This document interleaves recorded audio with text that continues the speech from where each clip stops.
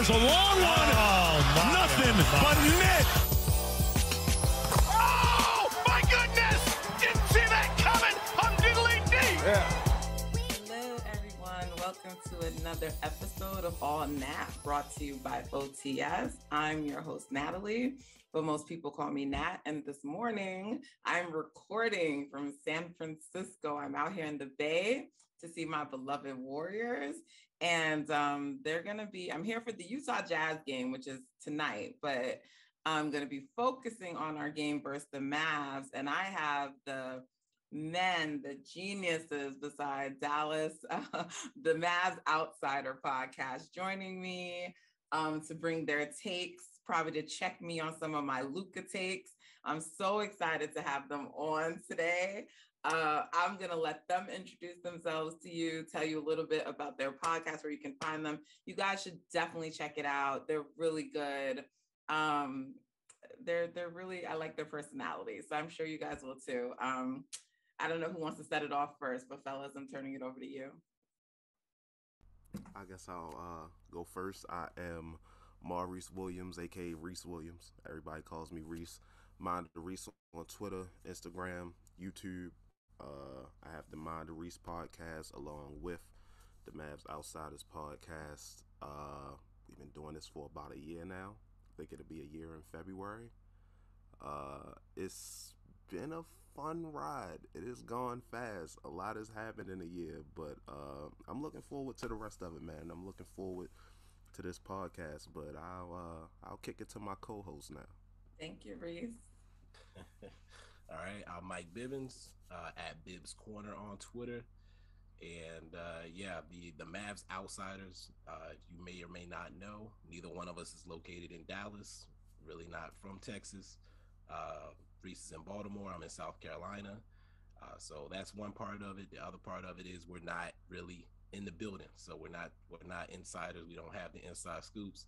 But we try to give, a balanced take. Like, of course, we're going to have some things that may seem Dallas homerist, and then we're going to have some things that Dallas homers would never say on our podcast. So we try to bring a different perspective to the Mavs podcasting world. I also have the Bibs Corner podcast on the side. I do movie reviews and stuff like that. So, we're both dabbling in a little bit of everything. So, I'm looking forward to this anniversary coming up. We might have to do something special. Definitely. Make sure you check them out, both Bibs, as I call him, and Reese are super cool. We're all part of the Hoop Spaces Network. We, if you guys haven't been checking us out there, you should check out Hoop Spaces. But that's how I've come to know these two guys, and I really like them a lot. So I had to have them on. Let's start with the fact that you guys are not from Dallas, because my initial reaction is not to say, well, how are you Dallas Mavs fans, and certainly my reaction isn't, oh, you're a bandwagon fan. People don't seem to say that to people whose teams are not, I don't mean this in a disrespectful way, like winning, right? But I'm not from the Bay, but the moment someone finds out I'm a Warriors fan, they're like, oh, you're a bandwagon. So talk to me, though, about the fact, let's start with Bibs. Like, you're not from Dallas. How did you become a Dallas Mavs fan? So I was a military brat. I bounced around the country at all times. So I lived in Texas, not in Dallas specifically, but within a couple hours of Dallas, and from the ages of 3 to 7. And around that time was when Jason Kidd was drafted to the Mavericks, and my uncle for my 6th birthday got me, or for my Christmas, the year I turned 6, got me a Jason Kidd jersey. So as a 6-year-old, I was running around in a Jason Kidd jersey. Okay. And I wasn't really into the NBA yet. A couple years later, I was into the NBA. I already had this Jason Kidd jersey. I was playing, I think it was NBA Live back in the day, and they had Sean Bradley, who was 7'6", who looked crazy on a video game. Space Jam had come out, so Sean Bradley was on that, and I was like, you know what, this is my team. And I just rode with it from there, pretty much. I don't know, it's hard for me. I consider myself a loyal person, so once I've grasped onto something no matter what else is happening in my world. So like Allen Iverson became my hero a little bit after that. But I didn't want to switch teams. I stuck with the Mavericks, and I mean, it's been a ride since then. So you trying to say I'm disloyal because I don't think nah, I'm just saying. Go ahead, Reese. Coming up, I really, like, in my early ages, I didn't have a team because I was aware that Baltimore didn't have a basketball team.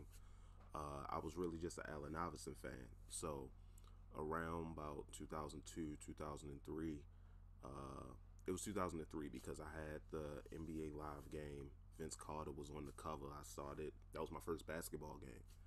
And I started experimenting with teams, and I would play with the Indiana Pacers, and I would play with the Houston Rockets. I liked the players on the teams, and then I started playing with the Mavericks, and it kind of just stuck. And I was like, well, this is my team now. I hear you. From like 2003 until now, that's just been my team. Okay. I know, I mean, the bandwagon thing you were mentioning, I know people do that, especially when you say you're a fan of a team and they've been successful, or, you know, they haven't really had any struggles. People assume you're a bandwagon fan, and that's fine. People can think what they want. Yeah, I don't really care, but I think it's interesting how that's only directed. No one says that to anyone else if they're like a team of, like, they're a fan of the Oklahoma City Thunder and don't live there. Which a lot of people were when Katie and Russ were there, right? Right. No one said to them, "Oh, man, bandwagon fans," you know. So, my story is similar to yours, Reese. I'm from New York, but I grew up in South Florida, and now I'm dating myself a little bit. But there was actually a time that Florida didn't have teams, and I lived there when they didn't. So, I mean, I was there when the Heat came and the Magic came, but I didn't live anywhere near Orlando. I did live in South Florida, but I didn't just be like, okay, this is my, like, you know, you kind of already like who you like. Right. I didn't have a team though. I just, like you, I had a player. So like Magic Johnson was my player. That was my guy. I loved him. As you can see, I have a thing for point guards. And so that was my guy for a long time. And then he retired, and I just kind of watched the NBA. I didn't have a team, you know, it was just like I watched and watched. And then like I had like the Celtics for a little bit. I still like the Celtics actually, but I still never was like, that's my team. But I really love like the big three Celtics with Rondo. Like I love that squad. And then like, you know, during that time, like I used to like always like see Steph, and I'm just like, this dude, something about him. And so like I would always watch the Warriors. If they came to town, I would like, you know, tune into the Warriors. I'd go to Warriors games, and then like you start to see Clay's development and Dre. And you know, when I actually noticed it, like one day I just started saying we, and I'm like, oh, okay, like I guess this is my team because I'm doing the we thing, you know? And I really just like, they are my team. It's like the first time I felt like that. So it started before the championships came. I'm not going to say it was like in the dog days of the Warriors, but it certainly wasn't like, I didn't like, oh, they won a chip, let me be a Warriors fan. It definitely wasn't that. As long as you weren't a Warriors fan when they eliminated us in 2007, we're perfectly fine. Oh, I know that was a very painful thing for y'all. I remember watching that, and I was just like, wow, Dallas. It's bad because, like, I can say, like, I'm going back to that year, I believe the last game of the season, there was a chance that we weren't going to play y'all. And, like, whoever won or whoever lost to, like, set up that matchup, I was like, this is the only team I don't want to play. Like, I was like, we can. You were worried about it. Yeah, because I knew that they were a terrible matchup for us, because you had Don Nelson, who basically made Dirk when he came in the league, so he knew all of his weaknesses, how to get under his skin, how to make things difficult for him. And that team was one of those teams where it was a bunch of like hard dudes who didn't care what their seed was. They were going to come out and come at you, and like you were going to have to deal with that. And I just didn't think that was a good matchup for us. So like as soon as the matchup was set, I was like, ah, crap. Great for Warriors fans, not so great for Mavs fans. But speaking of matchups, because that's like really important, and people sometimes overlook that. Mm-hmm. Last year with the Clippers, most people who knew both teams weren't surprised that series went 7, because they were like, Dallas is an awful matchup, you know, for the Clips. Like, why is that? Like, why do they match up so badly with you guys? Because that was 2 years in a row, and it was a longer series than some people think it should have been. I remember vividly a lot of people were saying like Clips in 5 and the Clips are going to sweep. I went out of my way. I said Clips in 6. I felt like we could get 2 games. But I think part of the issue is even last year, it's changed this year the way J Kidd has implemented defense into the team, but we weren't that great of a defensive team. And when you're going against guys like Kawhi Leonard and Paul George, these long wings who can take you off the dribble, we got guys who become kind of unplayable. Kristaps Porzingis, regardless of how people felt about the situation, was camped in the corner on offense. On defense, he wasn't really much help. Jalen Brunson didn't get many minutes, a guy who is now our 3rd best player on the team. Some people may say 2nd best. I remember there was a game in the series. I can't remember which one. Do you think he's 3rd or 2nd best? Where do you have him right now? I still think he's 3rd. KP 2nd? KP's still 2nd for me. Okay. Yeah. Sorry, go ahead. Still 2nd for me. Yeah. I think it was a game last in the playoffs where he played about 8 minutes or such, and it's because as good as Jalen Brunson is, and we still see it sometimes, he struggles when you put long wing defenders on him, and that's what the Clippers have. Even guys like Terrence Mann and how many games did Marcus Morris play in that series? You remember, Bibs? I remember he got hurt, but I think he played the beginning. Even guys like Marcus Morris, it was a bad matchup. I say we overachieved.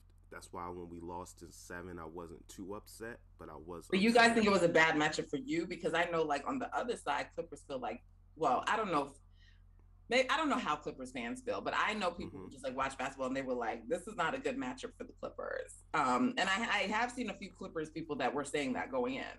Yeah, at the time, I didn't know any Clippers fans, so I didn't see anything.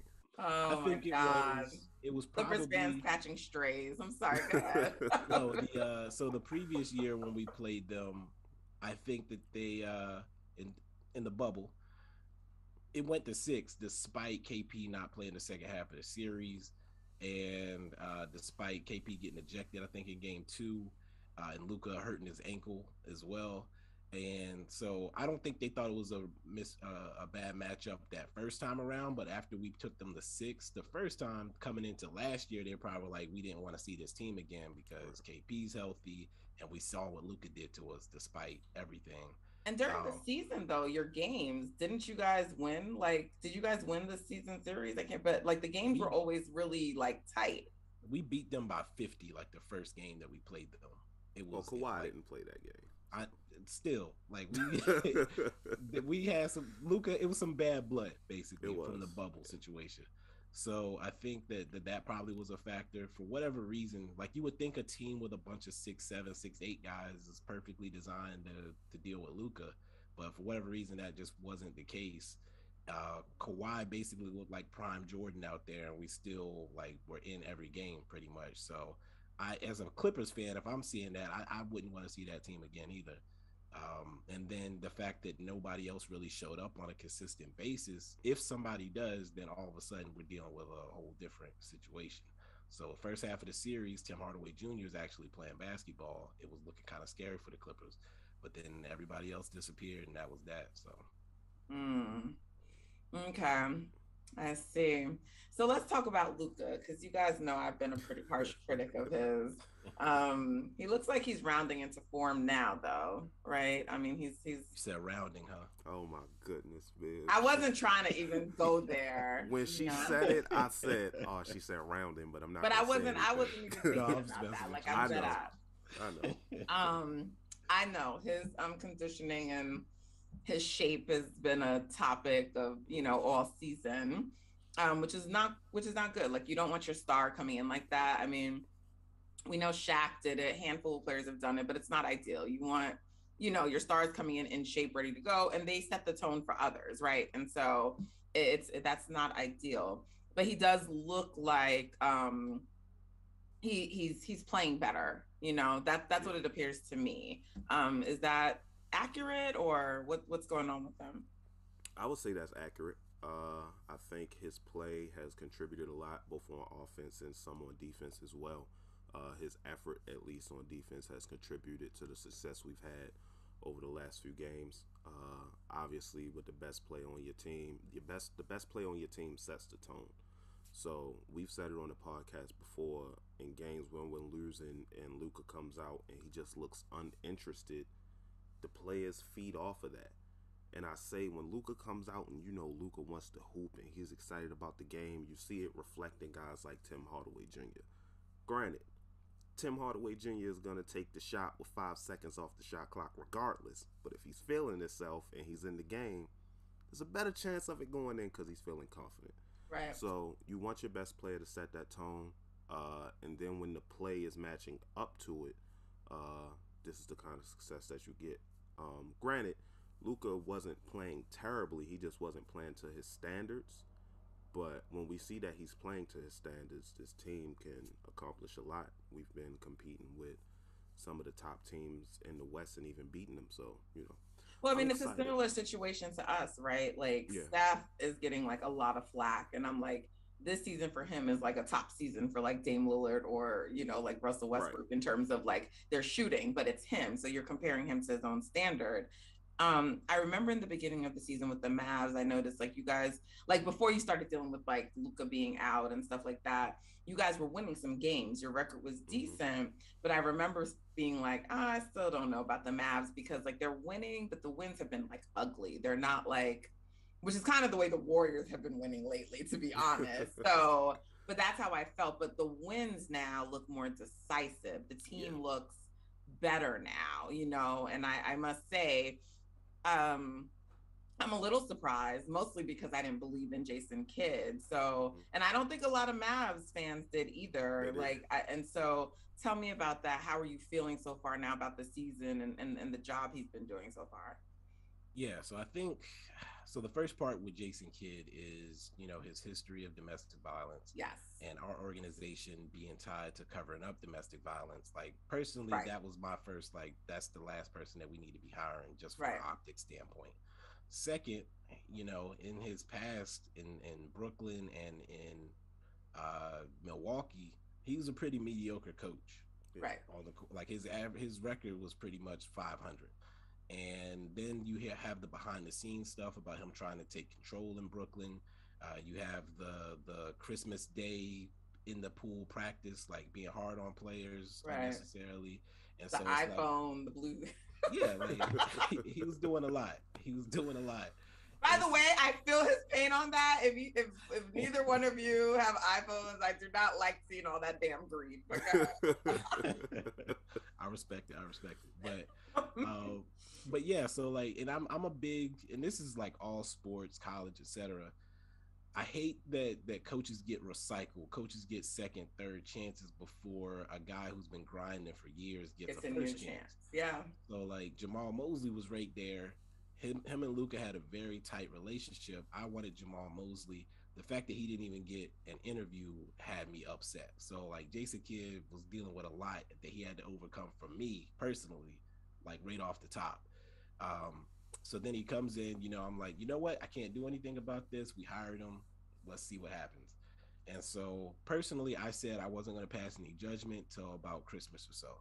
I wasn't liking some things I was seeing early in the season, but listening to him in the interviews, one thing was people like, oh, why is Reggie Bullock only playing XYZ minutes? And he was like, this is the beginning of the season. Give us some time. So in my head, that's him saying, I plan to move Reggie Bullock up, but I need to see these guys that have been here for a while first before I start tinkering with lineups and stuff like that. So I respected that. And now I think we've gotten to a place where the team has bought into his defensive principles. He's finally gotten to the lineup I think he wants, with Jalen Brunson starting beside Luka, which keeps the ball in Luka's hands less. It asks less of him in the beginning of the game, so then he has more to give later on. And personally, I have no complaints about Jason Kidd's moves, his strategies, etc., except for the late game stuff, which this week has been tested quite a bit. Early in the season, I felt like he was doing way too much in late game situations. Not as far as he hasn't taken it as far as he did in Brooklyn with the spilling the drink on the court, but he was just he over, and I imagine it's which I didn't mind that, but I was about to say, I think that's a genius move. I don't care what anybody says. Yeah, I didn't mind that. As a coach, that's genius. I'm sorry. Go ahead. As a former player, I feel like he wants to, and especially as a point guard, like a floor general, he feels like he wants to control things, but he has to trust his players. I feel like he's finally getting to a place where I think he trusts them a little bit. This week specifically, like coming into our last pod, I was like, look, I hope we get tested. We see some late game situations, because that's the only thing I don't trust him on yet. And so far this week, he's handled it pretty much okay. I haven't had any complaints. So right now with Coach Kidd, I'm not a critic right now. I'm feeling good personally. Okay. Yeah, I feel that way too. I kind of echo most of Bibs' sentiments as far as going into the season, how we felt about Coach Kidd. I was aware that some of the Mavs fans didn't want to give him a chance, and that's understandable. Me personally, I said, you know what? I don't like this hiring, but he's our coach. He's not going anywhere. So I'm going to give him a chance. I didn't give an actual timetable like Bibs did. Like he said with Christmas, I was just like, let's see where it goes. But the beginning of the season, some things I wasn't okay with, but I always said, I see what he's trying to do. I see his vision. It's just not being executed yet because, for one, he's just getting used to these players. They're new. He's still adjusting to certain rotations, finding the rotation he wants, seeing what players he likes, what players fit the system he wants. Early, I think it was like one of our first 3 games, we were shooting a lot of mid-range jumpers. And fans were complaining, like, why are we shooting mid-range jumpers? These guys aren't able to do that.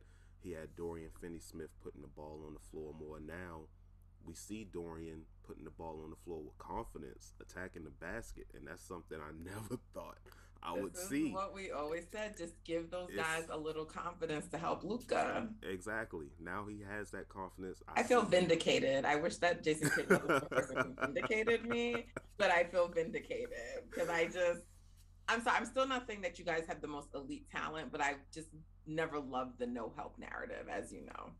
I think the no help narrative comes from, yes, these guys are okay. Let me kind of make a comparison. It may be a bad comparison. Let me know. A lot of people said LeBron didn't have help in Cleveland, and I always said his first stint in Cleveland, and I always said he did have help.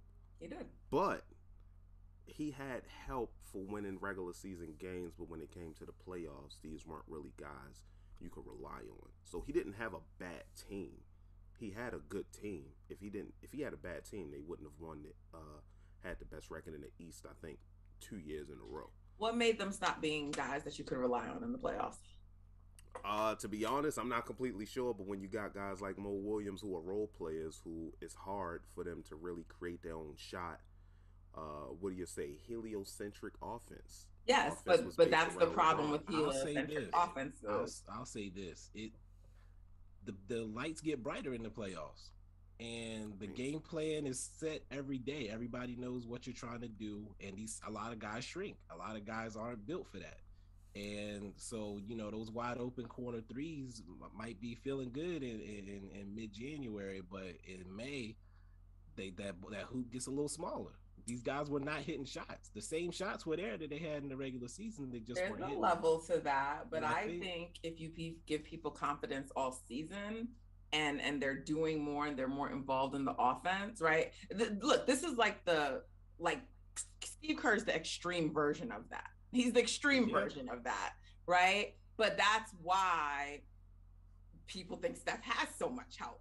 Honestly, this team hasn't changed drastically from last year, and people are talking about we're a super team. We're not. But if you and that's why people, even the old teams, they say was so deep, and I'm like, oh yeah, was Barbosa's 8 points and most Spates' 6 points like that. These were not players. The way that people made those teams seem, they were not super deep. But it's the way that they play. And so that was always my argument. I think that's what Kidd is trying to do. Right. That's why that's a coach thing. That's not a player thing. And that's where I say you don't blame that on Luka. Blame that on roster construction and blame that on Rick Carlisle.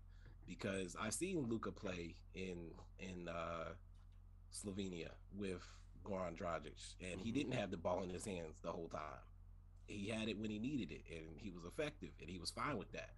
But my problem with the whole, Luka's not letting these guys thrive was that no, he was doing what he was told to do. He was doing what he was put in the position to do. Was he though? Because yes.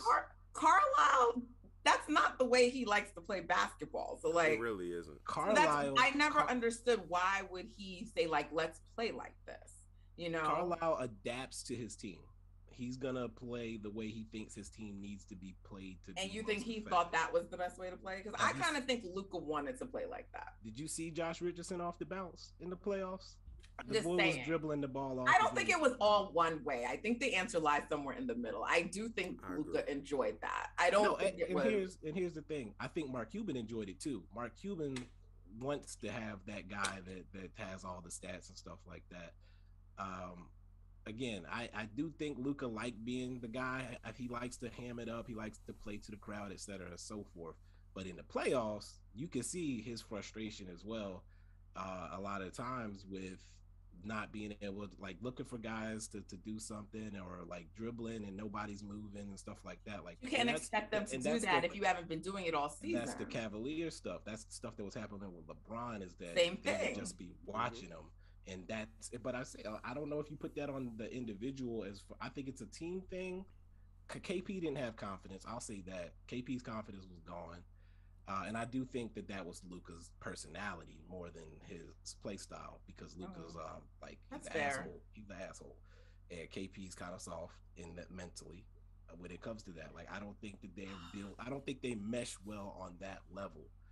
Like, I can't see them arguing and KP coming out of it okay. Like, I just don't. When you have a guy like Luka, that Michael Jordan mentality, that I'm gonna win no matter what, and if you are on my team or not, it's gonna be a problem if you're not doing your part. I've seen KP shrink in those moments. Like, I feel like he tries to be what he needs to be for Luka versus just playing his game. But MJ had to learn to empower his teammates for them to ultimately win. Yeah, and that's the thing. Like, you can't just be like, I'm going to be an asshole and be a dick and like, it's going to be okay. Like, I understand. I understand that this concept in sports, and particularly for men, is like Candace Parker. Hold up. Candace Parker do it too. I'm just saying, like, and look, some people like, Natalie, you're full of shit, because I'm not like I've had to learn to be better with people who are, I don't want to use the phrasing soft, because, I go to therapy. I know my words now, so, but like, people have different personalities. And, if I had to just build the people I wanted around me, then I probably would pick people who can deal with my direct nature, right? But that's not the way teams work. Sometimes you have to work with people that are not necessarily, the kind of maybe personality type that you want to work with. And when you're the leader, you have to learn how to work with them. You have to empower them, right? And so that's always been my thing. I mean, we could take it away from Luka and bring it to Steve Kerr, because he gets a lot of my wrath and people think it's not fair, but it's because he has like a one-way fits all thing. I mean, Pop was kind of like that too. And, people were coming to the aid of Pop, or on his side, like when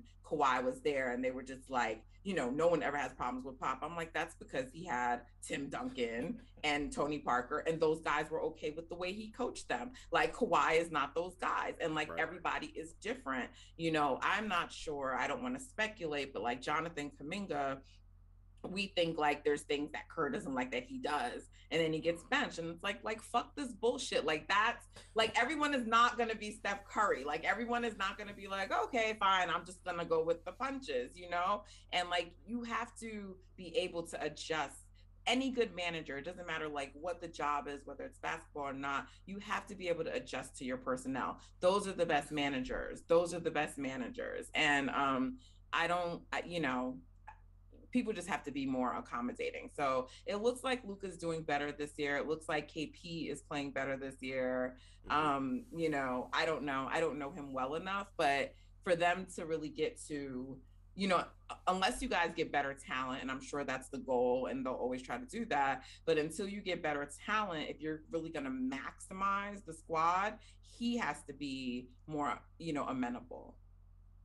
KP, you mean? No, Luka. Oh, Luka. Yeah. Yeah.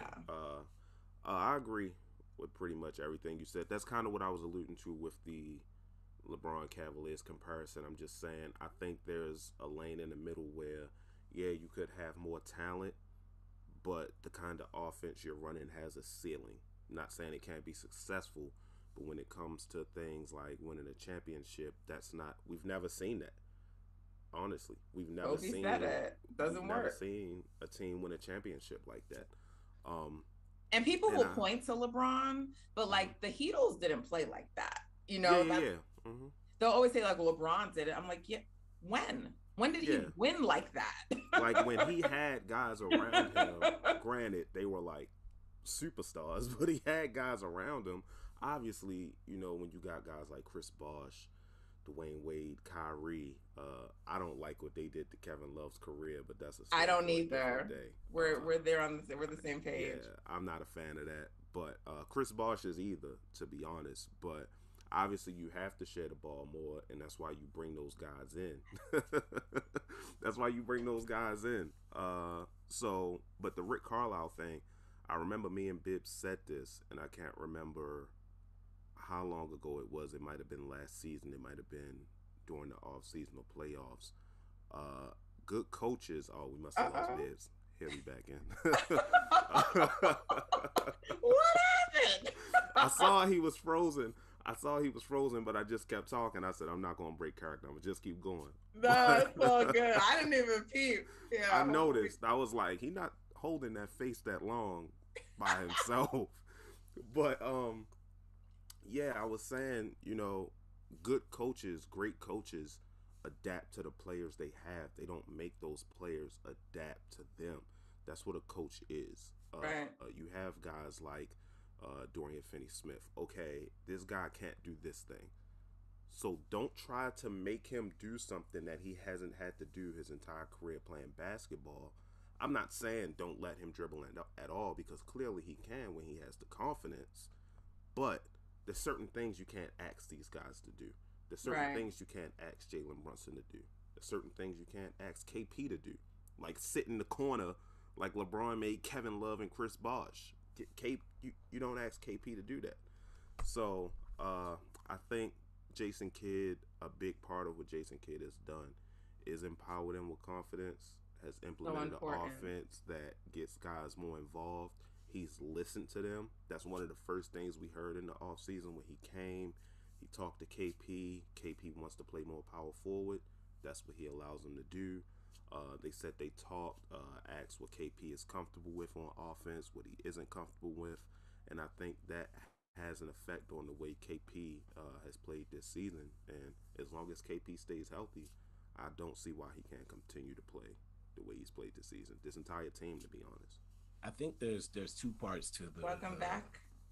Yeah, I don't know how much I missed, but not much. I had a point I wanted to 2 points I wanted to make. So first was. Oh man, what's the first point? I'm gonna pause it. Hold on. This usually happens to me, so this is. Oh wait, he's right back in. Okay. This usually happens to me, Bibs. I was about to pause it. I don't know. I switched from my Wi-Fi to my wired connection, so I think that's what just happened just now because my Wi-Fi was tripping. All right, so the wired is going now. So anyway, what I was gonna say is there was two things. One is that I hate the live by the three, die by the three, which is what we were doing pretty much, and we're starting to do.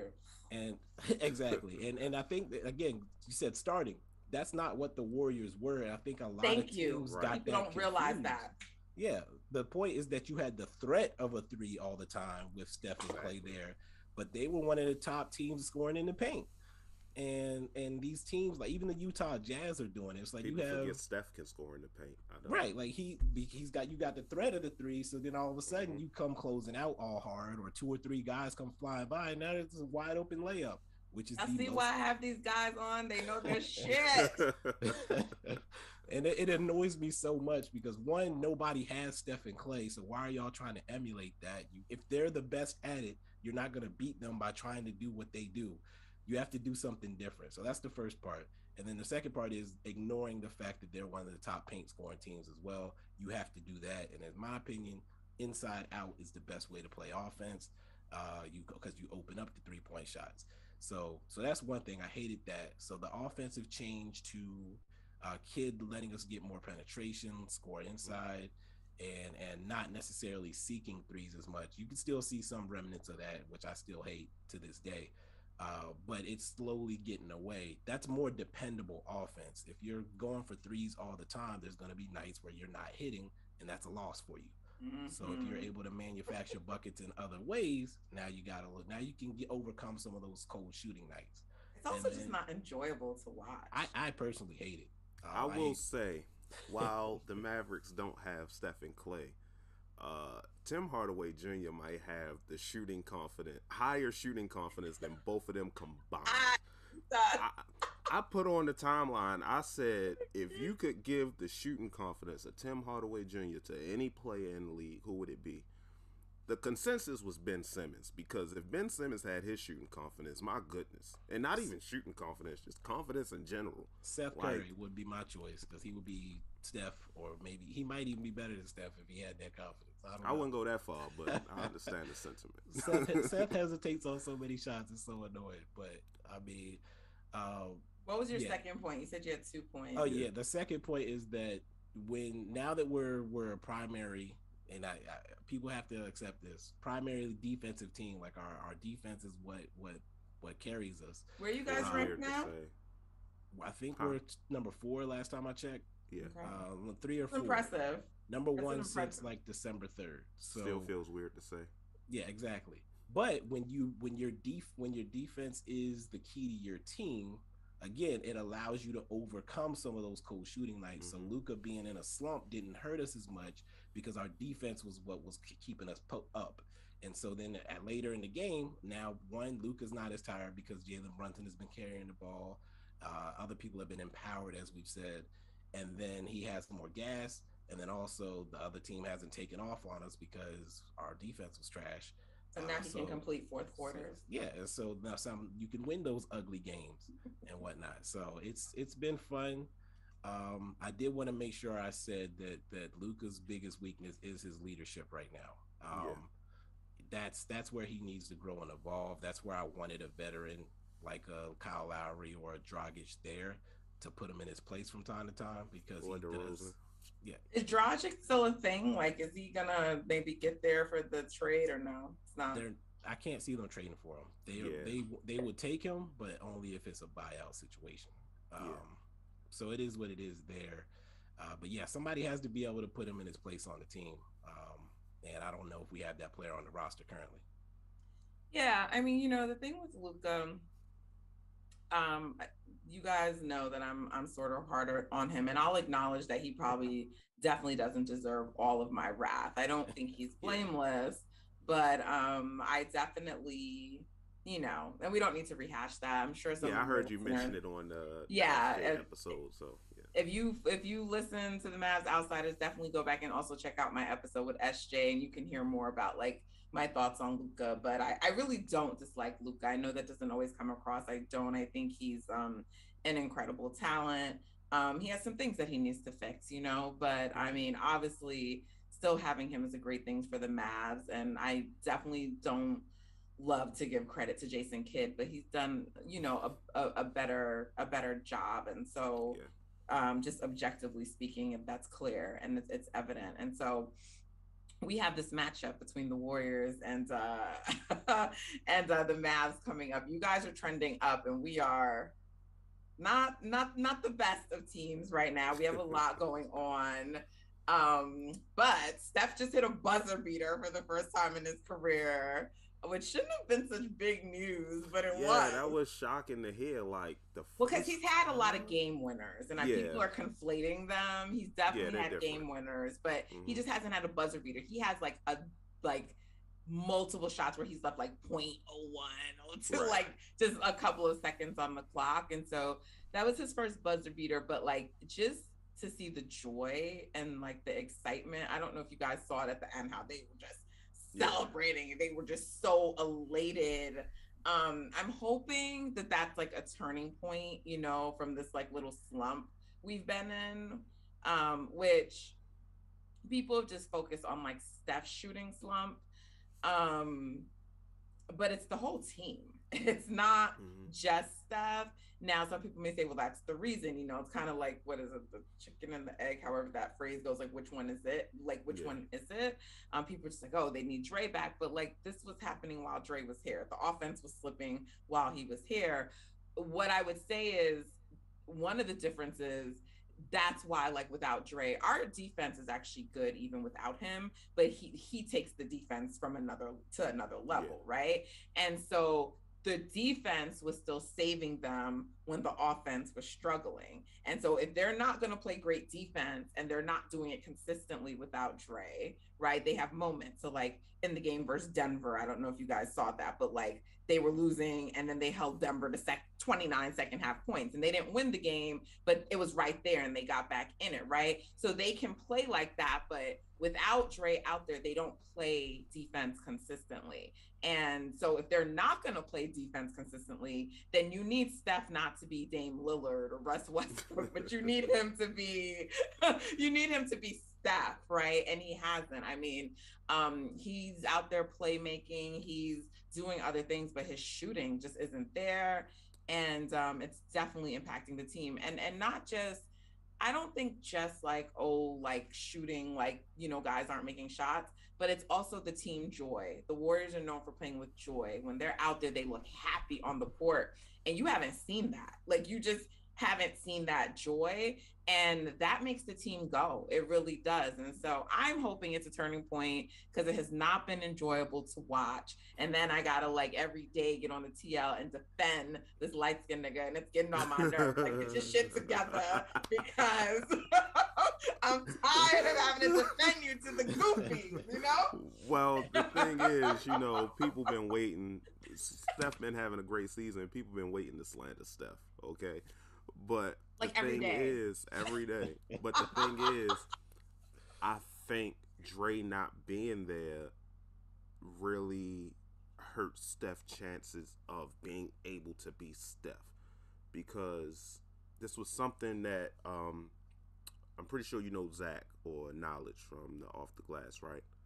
Yes, I don't agree with his takes on us, but you can go ahead. I love him, but I don't. It was a take he had on point guards in general. That Steph isn't really a traditional point guard in the sense he's looking to play make, and that's okay because he, in a sense, has Draymond to do that. So he doesn't really have to worry about playmaking or getting others involved. Dre does that. He worries about his shooting, and when he has to get others involved, he can.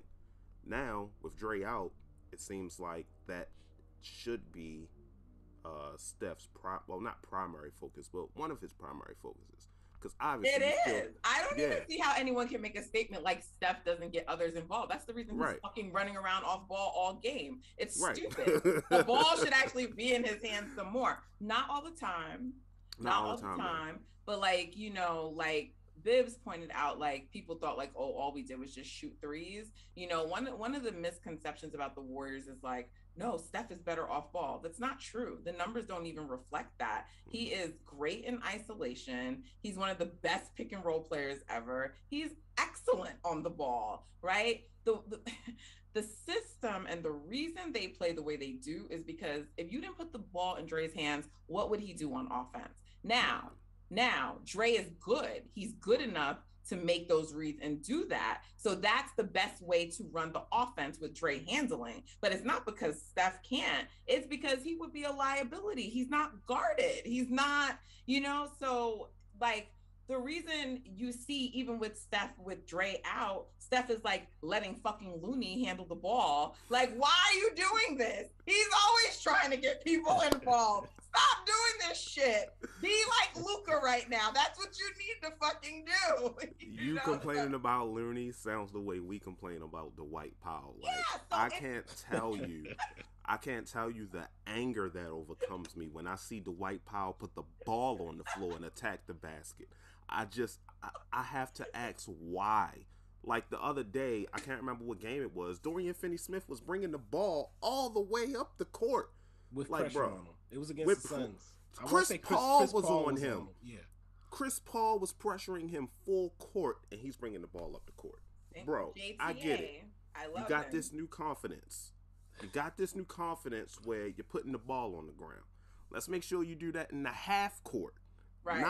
Not initiating offense. And see, but those are the drawbacks when you empower players, right?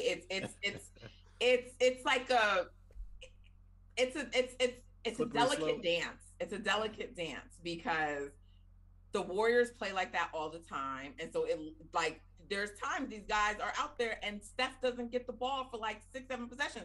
That should never fucking happen. You let somebody slide once, they start thinking they can ice skate. Right. And so, by the third possession, Luka might punch somebody if he doesn't. Right. And I might punch somebody. And I wish Steph was like that. And that's the that's the cons of his personality. It's a gift and a curse. Last year when we ended the season winning 15 of 20 games, look at how Steph was playing. So he doesn't. If Draymond was there, Draymond would not let that many possessions go without Steph getting the ball. So I think that is accurate. He's going to make sure, right? But I think a lot of times why we get triggered and we get so offended because the way that it's framed often, and sometimes I think it's because people really believe it, and sometimes it's disingenuous because people want to hate on Steph, but they make it seem like he needs Draymond to be successful and elite. And we're just like, no, the fuck he doesn't, with all respect to Dre. But Dre is not going to let, like I said, 7-8 possessions go without making sure Steph is involved. And so he definitely is missed on the offense. He is. But I will always say that, to win it all, we need Dre. The Warriors are not doing anything without Dre. So I am not trying to minimize Dre on any level. He's so important to what we do. But right now in the regular season, if Steph plays like Steph into his level, they can still win games. They can make it without Dre, but he has to play to his level, and he hasn't been. Well, those people who are saying and that make about sure Steph, I want you guys as my witnesses on the TL when they say that I don't ever fucking criticize Steph and I'm not ever objective. You be like, nah, that is not true. You guys are my fucking witnesses. Okay, I'm sorry, y'all got me. Lord forgive me. It's Sunday, but I will say those people with those Steph narratives are probably having a field day right now with Draymond out. I know. Oh my God. I know they letting. Did you guys see 2 years ago when Steph set the season? What was Draymond doing then? Huh? What happened? Nothing. What was their record? Come on. What are we doing? The short-term memory is it's really ridiculous. I will say, as a Mavs fan, something you said earlier, I'll back you up on a statement you mentioned about the Warriors. This narrative that the Warriors now have a super team is insane to me. The only time the Warriors ever had a super team is when KD was on the team. That's it. And I've said this before. The matchup between the Cavs and the Warriors, where before KD got there, I always say the Cavaliers had a more talented team. OKC had a more talented team too in that Western Conference Finals when we came back 3-1. That's just the revisionism, man. I always tell people, they were 73-9, but look at this team. If I didn't tell you their record and I put this team on paper, you would say, 5th seed. Come on, man. Exactly. Let's be honest. This is why I'm this man is not credited enough.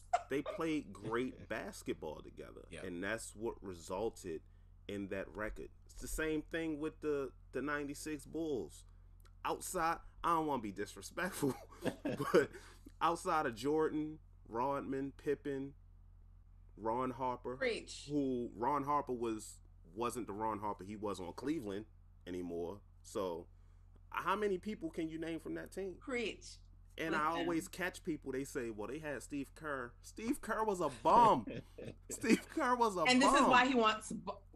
I don't want to use the word bum for people. I'm sorry. Steve Kerr wasn't... No, we can call him a bum. But what I'm saying, this is why he has this affinity for like role guys and the 14th player on the bench, right? Like, this is why he's like this, and it's annoying. Like, bro, like, you know, like the other day when Steph makes that buzzer beater, he's like, yeah, just put the ball in your best player's hands. No shit. Why can't you do that all the fucking time? Why?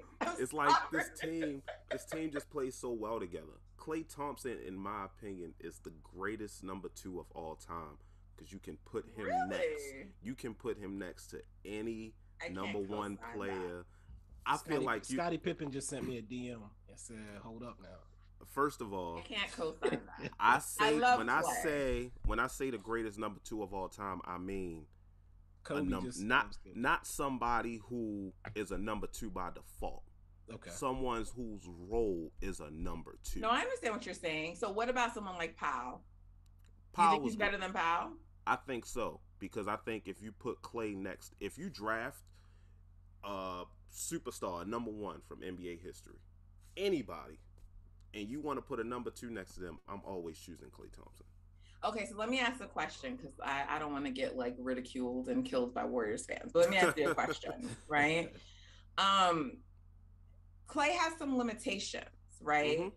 And so this is why I always say that, like, when people are just like, oh, you guys needed Kevin Durant. We didn't need Kevin Durant to win.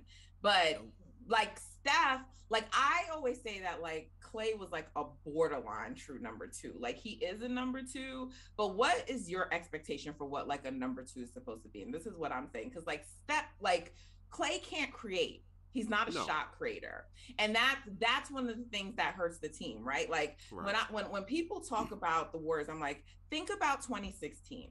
If Klay was the player that people try to make him out to be, when Steph was hurt, it wouldn't have been an issue because Kerr could have said, okay, let me go rely on Klay, right? Isn't that what like the Heat could have done with Dwayne Wade there, right? And I'm not sure that Powell's that guy either.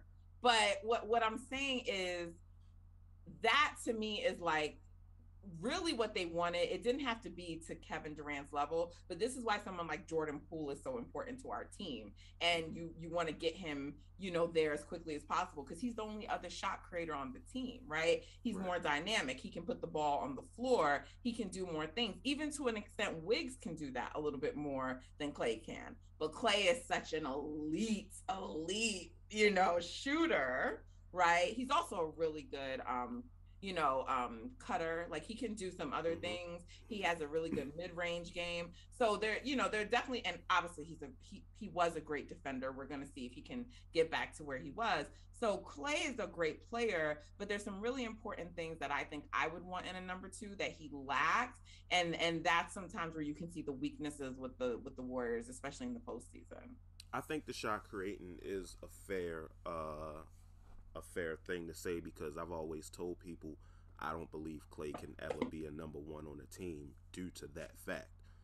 But as far as a number 2 goes, he can easily take pressure off of your number 1 and open up the offense because when he doesn't have the ball in his hands, you have to account for him everywhere he goes on the offense. Absolutely. And with that being said, he doesn't demand much on offense. He doesn't have an ego. He doesn't demand the ball in his hands. So even if you have a heliocentric type offense, it doesn't hurt his game at all. That's probably a kind of game he would thrive in. You can count on him on the other side of the ball as well on defense. He was prime Klay is an elite defender, like top 10, top 5 defender in the league. So, absolutely.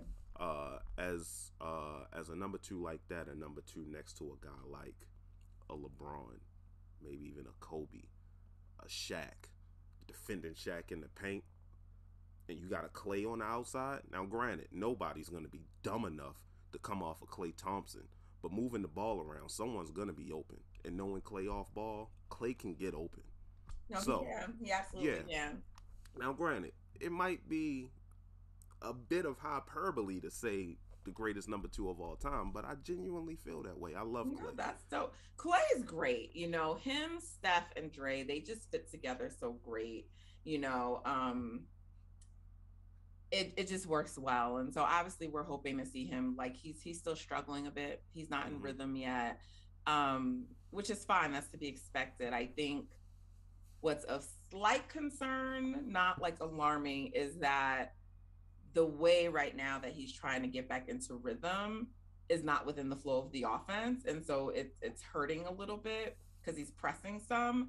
And I just don't know how long of a leash they're going to give him. I think if Dre was still here, that would be okay. But like with the team all around struggling, I just don't think that they have the room right now to let him go that far. So we'll see what happens. But we obviously need Clay to get into rhythm, right? Like that's going to be needed going into the postseason. So, and like some people are like, that's the most important thing.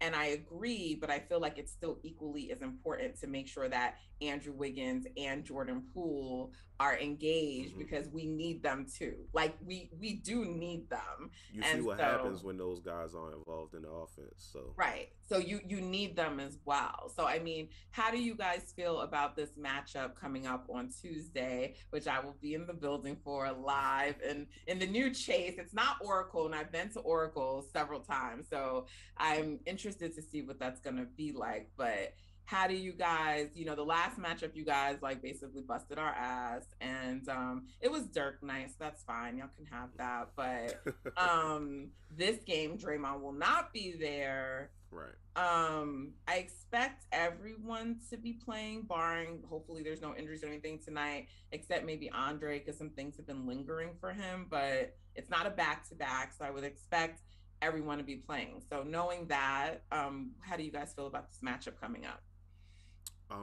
It's kind of ironic because I feel like that win we got against y'all on Dirk night really was the win that like changed our season around. It was like a season changing victory, and a stream we were in with a friend of ours, Dalton, said this could be like a season changing victory, and I feel like it was because after that game we kind of went on a different trajectory, and that's when we kind of saw, this is a real defensive team. So 2 months ago I would not have been confident, but now, especially with y'all missing Draymond, I'm confident. I don't think it'll be as I don't want to say easy, but convincing as a victory as the other game was. But I am curious how we play against y'all with Luka, Jalen Brunson, KP. I'm curious how that lineup of Maxey and KP in the front court is going to fare against y'all with Kevin Now we Looney. could put Wiggins on Brunson. We could also put GP2 on Brunson. I love GP2, man. I love G. First of all, don't call him the mitten, people. Let's not do that. Don't. He's Young Love, or I just call him GP2 all the time. GP2, but he likes Young Love, so we do that one too. Yeah, Wiggins on Brunson or GP2 on Brunson is fine. I guess in that case you just have to pick your poison, because if you put GP2 on Brunson, I'm not really sure if I'm confident in Wiggins doing much against Luka. And if you put GP2 on Luka, he's kind of too small for Luka. And we saw what Luka did to Pat Bev in the post plenty of times in the playoffs. So I think that's a mismatch. But I think it's going to come down to the front court and how well KP plays. You have to take advantage of a guy like a defensive anchor like Draymond Green being out. And no offense to Kevon Looney, but I'm not really too confident in Kevon Looney down there. He's good. He's not good on like a Giannis. No. But nobody is. I think nobody is, but he's gonna look a lot worse. And he's also gonna look a lot worse without Dre, but he's still a really solid defender. I could see him. I mean, he's not going to shut down KP, but I could see him giving KP some issues. KP might shut himself down. Who knows? That's very much possible. You never know going into these games. Who are y'all consistently starting at power forward? Is it Kuminga? Is it Otto Porter sometimes? What? I couldn't fucking tell you because her, at this point in the season, just said like, that's the thing with lineups. We don't know who should be out there. Really? You don't know who should be out there? Oh, well, we know all about that. So, like, it was supposed to be that Kuminga, who I am loving, would be starting with Dre's absence. That lasted 2.5 games, or is it 1.5 games? He got a this is the rumor. I don't know if it's true, but something happened that put him back in Kerr's fucking doghouse. We tend to think it was because he picked up a tech off of that moron on the Indiana Pacers, Lance. So it's like, come on. Like, I don't even know if you guys saw that play, but it was so minor. Like, you know how Lance Steven, he provokes people, and he was like, and KP just was like, whatever. He barely touched him. It was like such a weak tech to begin with. And then we didn't see him the second half of the game. So I really hope that's not it. But like, we were winning the first half of the game and then we lost, right? So it's just like, I don't know. I mean, Otto Porter is obviously the best person to put out there, but there's also the idea that we load manage Otto throughout the season. He doesn't play back-to-backs, and we limit his minutes because they're going to ramp up for the postseason. And with his injury history, Kerr wants to manage him. So I think part of the idea too, and not bumping up Otto is that you want to keep him at the minutes he's been at, and you want to keep him, with that second unit. So I don't know, but my guess is it's going to be Otto or KP, hopefully. I hope to God it's not JTA. No, I personally, I feel good about the matchup. I think it should be a good game. But the most important thing for me is, and this is, it's hard for me to like sit down and say, oh, this is what I think is going to happen. Right. But that last game, KP didn't play. So it's going to be curious to see how we integrate him into the offense against a team like the Warriors, and what he looks like on defense against a team like the Warriors, that we're not going to be able to hide him. And I feel like they're going to hunt him. I feel like Kerr knows not to hunt Maxi Kleber, unlike a lot of these other teams seem to. But it's not a mismatch. Yeah, like if they go after KP, if they put him in uncomfortable situations, then I think that's going to potentially be the key factor to the game, is what he does. Steph and Jordan Poole definitely will probably try to target him a little bit. I mean, they're really the only two that can anyway. But Andrew, he's been pretty. It depends on the team, but sometimes he's pretty good with his post ups. So if Andrew Wiggins played the Minnesota Timberwolves for 82 games a year, he'd probably be all NBA.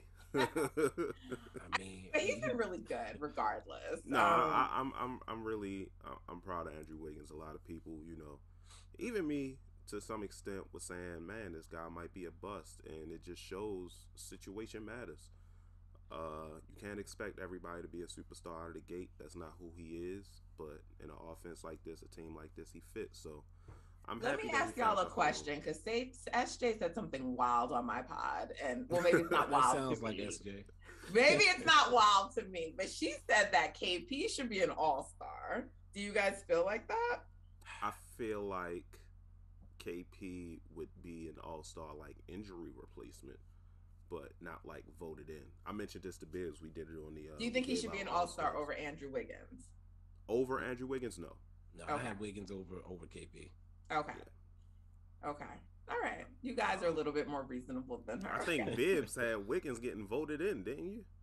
I mean, the actual votes have him getting voted in, but I didn't have him in my starting lineup. I had him. No, not starting, in the reserves, right? Yeah, I had him in the reserve group. Wait, did I have him start? No, you didn't have him start. He might start. You're right, because of the votes. We have to see what happens with the players and media, because the fan votes now only 50%, but he has a good chance of starting, which I thought he would make it because of like all the different players being out. So I think if like Paul George didn't go down and Anthony Davis, it would have been a little harder. Exactly. But Same for KP. Right. But I think with that, like it opened the door. So I think he would make it regardless. I didn't think he would start. I thought he would be a reserve. So if he does, that would be pretty tremendous. I had him over Draymond. I think that's what Reese might have been trying to say. Did you? I said Wiggins would be the second guy for the Warriors over Draymond if there was only two. Yeah, Really? Bibs had Stephen Wiggins, and I had Stephen Draymond. I mean, if it's only two, it should be Steph and Dre. There was a point that I was like, there's no way we deserve three, but we now have the second best record. I don't know that should change things too much, but for some people it does, rather than the first record. But I don't see the coaches who do the reserves. I don't see them saying Wiggins over Dre. I don't think that. I don't have a problem with a team getting 3 All-Stars based off of their record as long as like it's like, okay, this person really deserves to go. Like, I mean, even if injury replacement, you know, like somebody goes down, obviously Paul George and AD won't be there. I don't know if they'll still get voted in or if they'll purposely leave them out. But I could see Wiggins getting in that way, and that way y'all will have 3. But if someone else was to go down, or even with those 2, I think KP could make. He has a possibility. I'm not expecting it. An outside chance. Yeah, he has a chance. He'll be the last guy, I think, the last forward to get in, type of thing. I mean, I would say that KP probably deserves it over someone like Brandon Ingram, who I've been hearing people say, and I'm just like, yeah, they like 13th in the West. Yeah, I'm like, this is you no guys are getting out of Brandon hand. Ingram. No, he's been great, but like winning has to matter at some point, and I just feel like people have gone away from that. So you guys are in what spot right now? The 5th? 5th. Yes. Yeah. Yep. Okay. There's a little bit of a gap between 5 and 4. So is there anything else upcoming about the game? You said you think KP could be the key to it. Are there any other like individual matchups within the game that you guys are going to be paying close attention to? I mean, me personally, as a fan of basketball, I'm a superstar matchup guy. I love stuff like that. So I'm also obviously going to be looking for the Steph versus Luka matchup. I can't even be excited. I don't know what stuff I'm getting anymore. Hey, look, that's the most exciting part. No, it's not. I swear if he you... lets fucking Luka come in here and act like a fool and he doesn't. I'm going to be looking for your tweets on the timeline, I promise. But one thing I do not do and people don't like about me is you're never going to hear me bash Steph Curry. Like, right. Even when he's fucking up, I'm just like, okay, Steph, come on, we need you to get it together. You mentioned that on be more aggressive. Yeah, and people don't like that about me, but like, that's like, you know how you talk about loyalty, Bibs? Like, that's me. Like, I'm loyal to and that's my fucking guy. Why? I'm not bashing my guys. None of them. Like, that's craziness, and I'm not doing it. That's like that new era shit. I don't do that. Like you said to SJ, Dirk is Teflon, so we understand. Yeah, and I think, like, I do think there is a time when a player gets to that, and they should be given that respect. You know, whether or not people think Luka has earned that. I had said that I didn't think he had yet, but you know, when people are just like, you gotta hold players accountable. What the fuck? How hold Steph Curry accountable? Like, what the fuck does that even mean? That is such a stupid thing to me when people say it. I don't even know. I'm gonna hold a man who's won two MVPs and 3 titles accountable. Like, he saved this damn franchise. Like, he's Teflon. And by the way, so is fucking Draymond, and so is Clay, and so is Andre. Like, that's it. Those guys are Teflon. I'm not gonna talk shit about them. But I'll say Steph is Teflon, but from an outsider perspective, those other guys can get some criticism from me. First of all, Clay is the one who is Teflon. He gets no fucking criticism for everything. Actually, yeah, I love Clay and it shouldn't be, but it shouldn't be the case because, like, if you really examine some of the stuff Clay does, you could be like, Clay, bro, like, you never pass the ball. Yeah, that first game back, he was wilding. Some of his postseasons, like, I think you guys have been in the Hoop Spaces chat, so you've seen people debating with me, but I'm like, he has these big games, and so people are like, Game 6 Clay, but there's a lot of variance and inconsistency with Clay in the postseason, if we're being honest, and so, but it doesn't matter. He gets no one.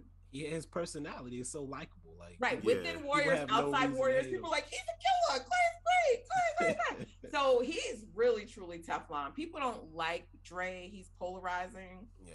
Some people have said I'm the Dre of Warriors Twitter, which I'm like, wow. I don't know if that's a good thing or not. I used to be one of those people. I wasn't a fan of Draymond, but after a while, I was like, this is the kind of players I like. I like dogs. Like, I like Matt Barnes. Matt Barnes is one of my favorite players of all time on Matt the court. Barnes was really good. Yeah, like really role players, like dogs. Draymond, after a while, I was like, I just got to respect this guy's game. I used to be one of the ones to say, oh, well, he's nothing without Steph and Clay. And I'm like, at the same time, he elevates them. he helps them. Yeah, He's important to that impactful. team. So, Dre is our second. You know, there's always this debate about who's the second best player on the Warriors. I would just say like with Dre and Clay, it's like a 2A, 2B thing. You know, it's really hard because there's definitely a strong argument for either, but I definitely think Dre is the second most important player. I do. And I don't really think that could be disputed because you see that they were still winning at a high rate this season, even with Clay down. I'm not sure if it would have been the same if it was Steph and Clay. I still think they would be a good team, but you know, just what Dre is a top 10 walking defense all on his own. So when you already add that to a good defensive team, that's when they were like at the beginning of the season playing at a historical defensive rate. So he's so important on the defensive end, but he's also really important to the offense, and that gets lost. So he's critical and really crucial to the team. So we're missing him, but I'm looking forward to this matchup. I don't expect it to be like a rout like the last game. Yeah. So I think like during the stretch while Dre's out, you're going to see some more closer games. They're going to be some more competitive. So I think it'll be a good game. I'm hoping for us that last game was like us getting back to our ways. So that's my hope. I imagine you guys have the Mavs coming into chase and grabbing that game. Is that your prediction? Okay, so I gotta be honest here. I'm not expecting us to win the game. Okay. Why not? But because honestly, the Warriors are still a good team without Dre. I know we've competed against the best teams in the West and in the East, defeating the Bulls, but there's issues. Well, not issues that I saw, but after that Phoenix game, Jesus Christ, the Phoenix game bothered me towards the end. Bothered me too because y'all were supposed to beat them, but yeah, that was a winnable game. And right now, I do feel that Phoenix is slightly better than Golden State. It's like a small gap. Those are my slightly better with us missing people at full strength now. Fair enough. No. Fair enough. No. But I feel after that last game, the Warriors, especially the Warriors at home, it's not gonna go the same. I can eerily see another Phoenix Suns type of situation where it's either a close game or we give up a lead and we blow it. And obviously, I'm not wishing this to happen, but you're just basing it on like what you've seen so far with your team. Yes. I'll say, usually I don't do my predictions until the current week is closed, and like I like to do it off the dome on our weekly forecast at the end of our podcast. I'm sorry. I won't force you if you don't want to. No. For this particular circumstance, I will say that I don't necessarily expect us to win, but I will be disappointed if we do not win. Based on the way we've played, based on where we are as a team, the Phoenix Suns don't count. Like, they have our number. Like, I just don't expect to beat the Phoenix Suns at this point. So, like, they did what they do. Chris Paul walked us down. I mean, it is what it is.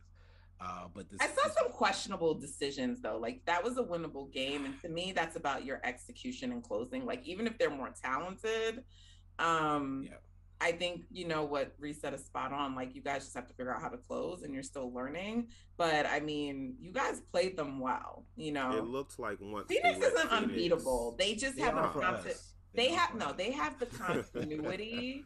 They have the continuity of playing together, so they know what to do. So they look unbeatable, but they're not unbeatable.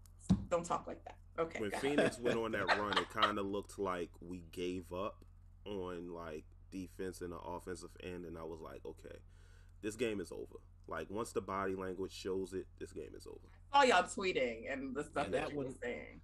That won't hurt because I wanted it. Like, that's the monkey on our back right now. It's the Phoenix Suns. So the fact that we had lost that game and I gotta wait a while before I could try to see that again, that sucks for me. Was that the first time y'all played them for the season or the second? We lost to them twice when Luka was out.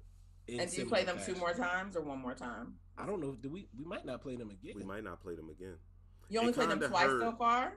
We played them 3 times total. We played them twice when Oh, Luka was okay. out, and then the game. And the last thing week. is, we played them twice when Luka was out, and we almost won. Both of those games were winnable. Exactly. And we lost. And they Which just is why you can't say they have your number. I won't even let you talk about the Mavs like that. Even I'm saying. outside of this season, like historically, recently, the Phoenix Suns have had. I don't know. The Suns. Fuck the Suns. I don't know why we just can't beat that team. I need that for my soul. Like my So soul you would not just- want to see them in the postseason. No, not at people all. talk about the Clippers like, oh, y'all don't want to see the Clippers again. I want to see the Clippers again. I don't want to see the Phoenix Suns. The Phoenix Like, Suns are like, if I had to put a list of teams that I don't want to see in the playoffs, the Suns are number one, 100%. Okay. Gotcha. Not that I don't think that they have the talent to make me say that we can't beat them. It's not a talent thing at all. It's not a matchup situation at all. It's just something about They that got your team. number. We just can't get past them. So I yeah, hear that's the last team I'm trying to see. Utah not on that list. The Warriors are also not on that list. So in my opinion, so that's where I'm at with it. I mean, again, the Warriors would probably be a team that I wouldn't want to see necessarily, but if we matched up with the Warriors, I'm not gonna say, oh, this is an L. I think that could be a sexy series, 6-7 games. Is Utah on that list for you? Not right now. They like just checking. they should be, but the way that they operate, I'm not gonna pretend that they aren't what they are. So Just checking because I know you got that Rudy bias. Donovan Mitchell's still Donovan Mitchell, so he's still gonna shoot 40 times, whether it's a good shot or not. So. All right, fellas, this has been wonderful. You guys, you see why I had them on. Like, they're great. No, I really enjoyed this conversation. I really did. I did. I was looking forward to this. It was definitely fun. Yeah. Hopefully we can come back again someday. Oh, no, definitely. I mean, I think, how many more times? This is only going to be the second matchup, and we're going to see you guys 2 more times. So we'll definitely try to get you back on. You know, before I'm a planner, so I plan kind of ahead. So I had a lot of people like set up, and then as the season unfolded, it starts to be like, oh, maybe this wasn't the right time to have this on, or other things happen. You want to bring people back. So I definitely know I will want to have you guys back on again. I don't know when, but I definitely would. Just, you know, even if we're just talking about the postseason and like the matchups going into that. So we definitely need to make it happen. Thank you for coming on and blessing the show. Thank you for all the great insight.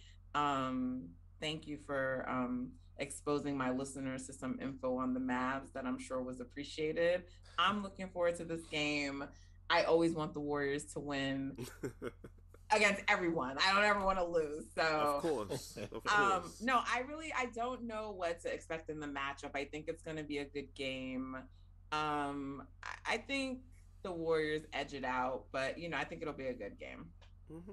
I'm expecting a good game. Is this going to be televised? I don't know, and I can't get up and check. Let me check. I don't because the Warriors game. Yeah, I will say we actually don't play the Suns again. I just double checked that. So that's it for this. Okay, that sucks. Yeah, so that's it for us and the Suns. Speaking of the Suns, they're the 10 o'clock game on ESPN on Wednesday. Tuesday night. I think that is a national TV game, right? Yep, it's TNT. There you go. Okay. 10 o'clock. Yep. So it should be good. It should be good. Look out. Nationally televised game. Yeah, the Mavs losing. Oh yeah. Now that you made me realize it's nationally televised. It's nationally televised. We're losing. We don't do well under the bright lights. Congrats to the Warriors for that win. Well, people say the same thing about Steph, supposedly. So we'll see. It's going to be a good game. I think, generally speaking, Luka and Steph bring out the best in one another. So let's see. All right, guys, enjoy the rest of your day. Thank you for getting up with me so early on this Sunday morning. And I will see y'all on the TL. You guys check out Mavs Outsiders Pod and Bibs Corner, and Reese, I forgot yours. Mind of Reese. There you go. I'm telling my brain. But no, seriously, I've listened to all of their pods. Like, I've checked them out, and it's really great content. So I bring people on the show who know basketball, but also like who put out good content, because I want, you know, people who listen to my show to be exposed to others. And I'm always about supporting Black content creators. So give them a try. You won't regret it. Thanks, guys. Thank you. Appreciate you. Thanks for having us. Take care. And I hope you enjoy the game tonight too. I know that I need 2 wins while I'm here. No losing while I'm in town. Feel me? I respect it. All right, guys. Until next time, make sure you follow, support, download, rate, review for any podcast. It helps us. We need it. Thank you. 100%. Until next time. All right. Peace. Peace.